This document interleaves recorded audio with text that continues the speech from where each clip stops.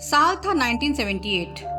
उस समय पापा और चाचा जी दोनों आर्मी में थे और बाहर पोस्टेड थे। घर में सिर्फ माँ और चाची रहती थी। दादा दादी का देहांत पहले ही हो चुका था, तो घर संभालने की सारी जिम्मेदारी इन्हीं दोनों पर थी। माँ उस वक्त 9 महीने की गर्भवती थी और चाची के कोई बच्चे नहीं थे। दोनों एक दूसरे का सहारा थी और गांव की सादी शांत जिंदगी में अपने दिन काट रही थी। माँ के प्रेगनेंसी के आखिरी दिन चल रहे थे, इसलिए नदी से पानी लाने का काम ज्यादातर चाची करती थी और माँ घर के बाकी काम संभाल लेती थी।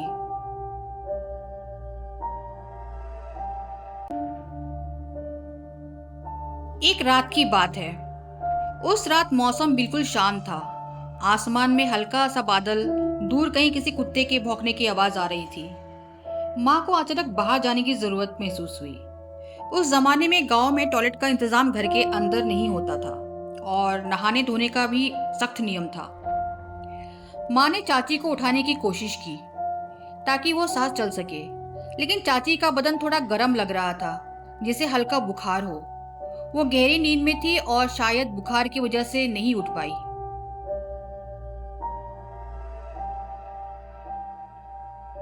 माँ ने सोचा कोई बात नहीं, मैं अकेली चली जाती हूँ। माँ ने चुपचाप कपड़े उठाए और अकेली ही बाहर चल दी। जब माँ आधी रात को अकेली बाहर निकली तो उनके दिल की धड़कन थोड़ी तेज हो गई। गांव का सन्नाटा और गहरा था। दूर कहीं मेंढकों की टर टर और झिंगुरों की आवाज के अलावा सब चुप। माँ ने अपने कदम तेज कर दिए, लेकिन मन में कहीं ना कहीं ये एहसास था कि इस वक्त वो बिल्कुल अकेली है और ये अंधेरा उनका पीछा कर रहा है। हवा में हल्की ठंडक थी, लेकिन उस खामोशी में हर सरसराहट साफ सुनाई दे रही थी। मिट्टी का आंगन पार करते हुए माँ के हाथ में एक पुरानी सी लालटेन थी, क्योंकि उस वक्त टॉयलेट और बाथरूम में बिजली का इंतजाम नहीं था। पहले वो टॉयलेट की तरफ गई, जो घर के थोड़ी दूर था। टॉयलेट से निकलकर वो बाथरूम पहुंची। वही बांस की दीवारों वाला छोटा सा कमरा, जहां सिर्फ नहाने के लिए जगह होती है।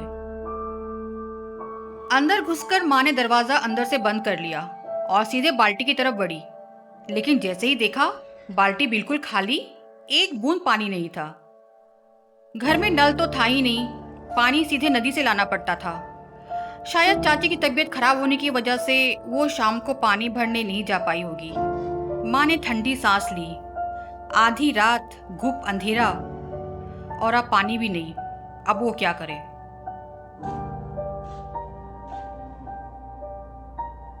माँ लौटकर बरामदे में बैठ गई। मन में उलझन थी, अब क्या करे। बरामदे में बैठी बैठी वो रात के अंधेरे को देखती रही। दिल में डर भी था, पर मन में चाची की तबीयत और पेट में पल रहे बच्चे की चिंता और ज्यादा भारी थी। माँ चुपचाप बैठकर सुबह का इंतजार करने लगी।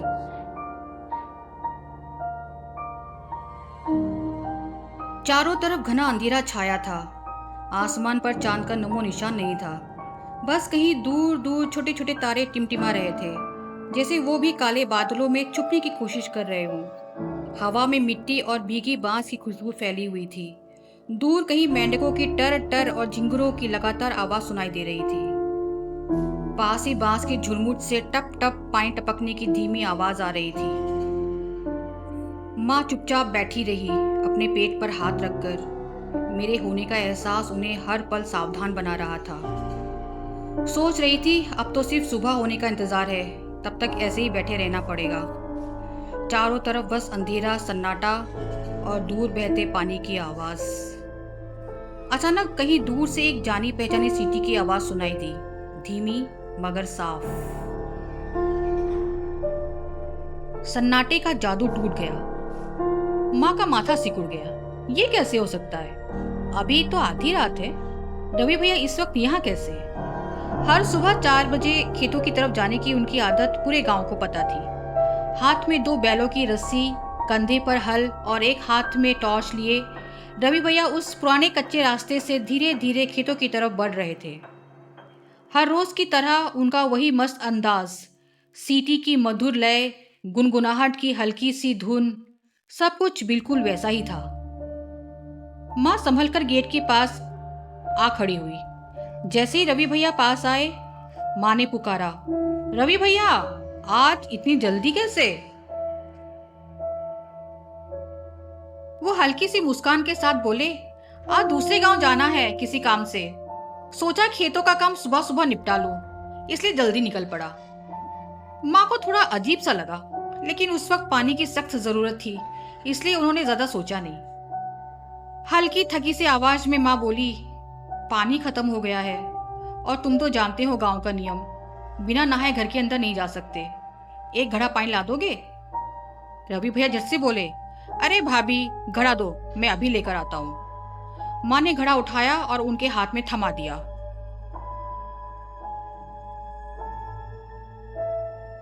रवि भैया ने हल नीचे रखा और बैलों को वहीं बांध दिया और टॉर्च की रोशनी आगे डाली और तेज कदमों से अंधेरों में बढ़ गए। माँ को एक पल को सुकून मिला, अब तो पानी आ ही जाएगा। लेकिन मुश्किल से 5 मिनट बीते होंगे कि आंगन में पैरों की आहट गूंज उठी। उसी के साथ एक आवाज आई, लो भाभी, पानी ले आया। माँ चौंक कर खड़ी हो गई। नदी जाकर लौटने में तो कम से कम 15 मिनट लगते हैं, फिर ये इतने जल्दी कैसे आ गए? रवि भैया सामने खड़े थे, हाथ में भरा हुआ घड़ा लिए। माँ ने हैरानी से पूछा, इतनी जल्दी कैसे? उन्होंने बस हल्की सी मुस्कान दी, जैसे इस सवाल का कोई जवाब हो ही नहीं।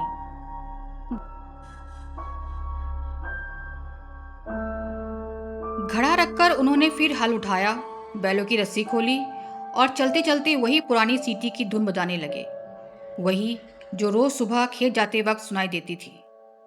लेकिन इस बार माँ के दिल में एक अजीब सी घबराहट आई, इतनी जल्दी पानी कैसे आ सकता है? माँ ने बिना देर किए घड़ा उठाया और बरामदे में ही खड़े खड़े पूरा पानी अपने ऊपर उड़ेल लिया। अब बस एक ही ख्वाहिश थी, किसी तरह जल्दी अंदर जाने की। सोचा कपड़े तो मैं अंदर भी जाकर बदल सकती हूँ, पर इस अंधेरे में एक पल और नहीं ठहरना। गीले कपड़ों से पानी टप टप जमीन पर गिर रहा था। उन्होंने झुककर पल्लू दोनों हाथों में पकड़ा और जोर से निचोड़ने लगी, और तभी पीछे से बिल्कुल कान के पास एक पतली ठंडी सरसराती सी आवाज फिसल कर आई। माँ का दिल जैसे एक पल को धड़कना भूल गया। झटके से उन्होंने पीछे मुड़कर देखा, वहां वृंदा चाची खड़ी थी, लगभग 60-65 साल की एक महिला जो बगल वाले घर में रहती थी।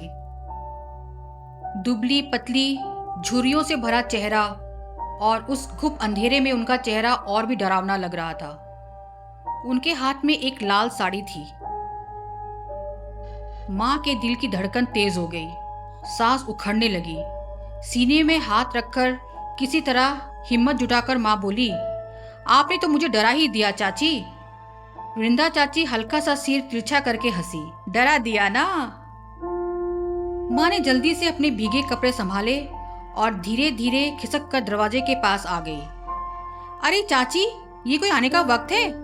आवाज में बनावटी नाराजगी थी, लेकिन भीतर अब भी डर की ठंडी लहरें दौड़ रही थी। चाची ने कुछ जवाब नहीं दिया, बस लाल साड़ी को धीरे धीरे हवा में हिलाया। वृंदा चाची ने मुस्कुराते हुए कहा, देख तेरे लिए क्या लाई हूँ। उन्होंने हाथ में पकड़ी लाल साड़ी को सामने फैलाया। रात के अंधेरे में वो साड़ी अजीब सी चमक रही थी। एक बार पहन के तो दिखा, बड़े प्यार से लाई हूँ तेरे लिए, तुझ पर बहुत जचेगी। उनकी आवाज में अजीब सा अपनापन भी था और कहीं अंदर एक अनकही बेचैनी भी।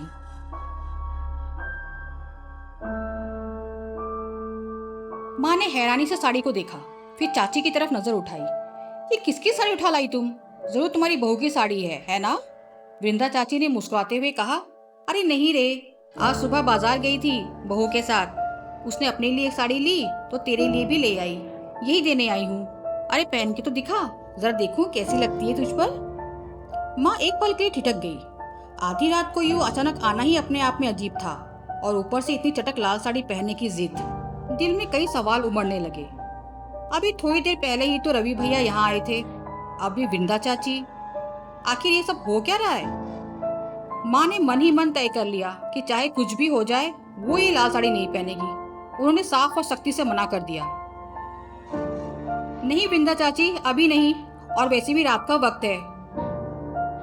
लेकिन वृंदा चाची जैसे मानने को तैयार ही नहीं थी। जमीन पर ही बैठ गई और रोने लगी। बस एक बार पहन के दिखा दे, देखो तो जरा कैसी लगती है तुझ पर। माँ को ये और भी अजीब लगा। आधी रात को लाल साड़ी लेकर आना, फिर ऐसे रोना, कहीं कुछ गड़बड़ तो नहीं। माँ के मन में बेचैनी और बढ़ गई। उन्होंने एक नजर चाची के आंसुओं से भीगे चेहरे पर डाली और दूसरी नजर उस लाल साड़ी पर, जो अब भी चाची की गोद में फैली थी, मानो जिद कर रही थी कि किसी भी तरह माँ के शरीर पर चढ़ जाए। माँ का दिल कह रहा था कुछ तो है जो सही नहीं है, और इस बार उन्होंने तय कर लिया कि चाहे कितनी भी जिद कर ले, ये लाल साड़ी उनके हाथ से कभी नहीं लेगी। समय कैसे गुजर गया पता ही नहीं चला। चिड़ियों की चहचहाहट धीरे धीरे आसमान में फैलने लगी थी, मानो गांव को जगाने वाली पहली आवाज हो। इसी बीच वृंदा चाची धीरे धीरे उठी, जैसे उन्होंने हार मान ली हो। उनका चेहरा अभी भी गंभीर था, पर उनकी आवाज में थकान और कुछ अनकहा सा था। उन्होंने कहा, ठीक है, मैं चलती हूँ। फिर बिना कुछ और कहे वो खामोशी के साथ बरामदे से बाहर निकल गई। माँ ने एक गहरी राहत की सांस ली, जैसे कोई भारी बोझ उनके कंधे से उतर गया हो। भीगे कपड़े माँ ने वही बरामदे में छोड़ दिए और दरवाजा अंदर से बंद कर लिया। चाची अभी भी गहरी नींद में सो रही थी। माँ ने उनके सर पर हाथ रखकर देखा, बुखार उतर चुका था। उन्होंने राहत की सांस ली और अपने बिस्तर पर लेटने ही वाली थी कि फिर से वही सीटी की आवाज। माँ चौंक गई। अरे, ये तो वही आवाज है।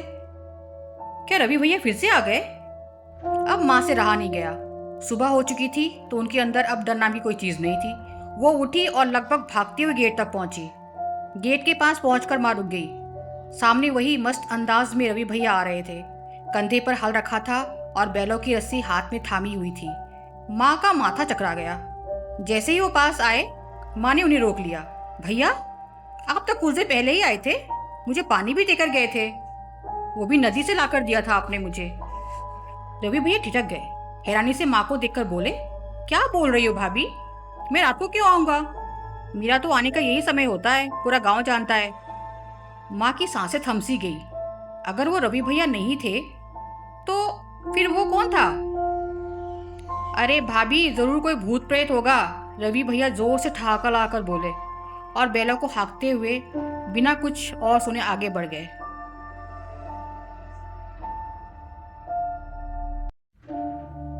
माँ वही हैरान खड़ी रह गई। दिल की धड़कनें जैसे कानों में गूंज रही थी। धीरे से उनकी नजर बरामदे में पड़ी। वो भीगे कपड़े अभी भी वहीं पड़े थे। तो ये कोई सपना तो नहीं था? किसी ने सचमुच रात में पानी लाकर दिया था। लेकिन अगर वो रवि भैया नहीं थे तो फिर वो कौन था जो आधी रात गांव के सन्नाटे और अंधेरे के बीच चुपचाप पानी दे गया? और वृंदा चाची? सुबह वो ऐसे आई जैसे रात में कुछ हुआ ही ना हो। चेहरे पर वही साधारण सी मुस्कान, हाथ में गरम गरम चाय का कप। ले पी ले, आज तो बड़ी ठंड है। माँ बस चुपचाप उन्हें देखती रह गई। माँ ने चाय का कप हाथ में लेते हुए धीरे से पूछा, चाची, कल रात आप आई थी क्या लाल साड़ी लेकर? वृंदा चाची ने पलकें झपकाई। अरे बहू, मैं रात को? पागल हुई है क्या? मैं तो कल जल्दी सो गई, सुबह ही उठी हूँ। माँ का दिल एक बार फिर जोर से धड़क उठा। लेकिन वृंदा चाची ने बिना सुने कहा, ले चाय ठंडी हो जाएगी, पी ले। माँ चुप हो गई। माँ ने चुपचाप चाय की चुस्की ली, लेकिन मन में तूफान मचा हुआ था। एक ख्याल बार बार सिर उठा रहा था।